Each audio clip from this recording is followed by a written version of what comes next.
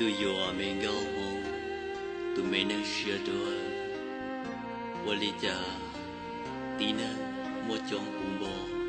tông plalunia kando cha có họ chỉ muda lư lan lư tu e có họ ni yo lo da ta lơ chỉ lên tu rong đi cùng lo share lư ta nhớ một con đã con đua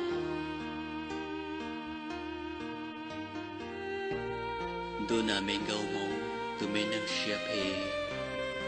Wali cha tina mo chong bumbo tông plalunia tia te cha có họ chỉ muốn gì lư lan lư tu e có họ lon gì ta là chỉ lên tu song đi tu nhóm một lúc sẽ đua theo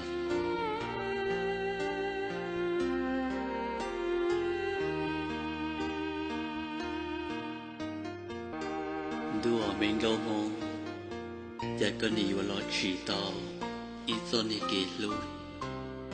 khởi chế đầu bù cuốn đá cuốn đủ ya yu yên sầu yên đàn đủ dàn gia tê tru lo tru chỉ cho e yo nhỏ tàn đua li tu mê neng tua chỉ tu xiao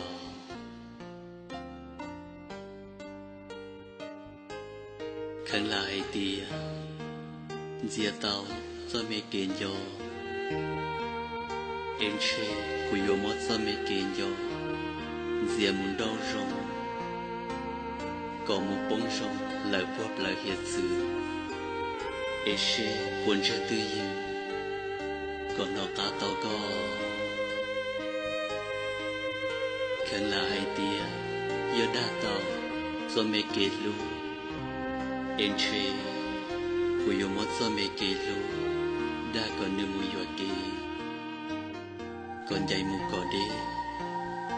Eshe, blong meshi, menju, wo cho tao có treo.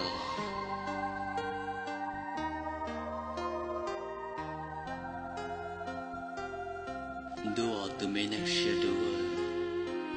để có nhiều yuan dạy mông, lần share mông to. Ý có yuan chín do khán share so, sẵn mê cuốn tu.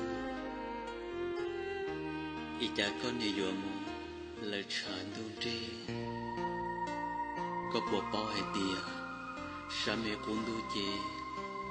lỡ na trồng đi xưa mê gấu mông chế gì nào mù ư cho mê cú ca tiền chê ni yếm hoa là ru ru mê đô mê chua yột là lòng bò ý tao ru ru tua rồi nó tiền chê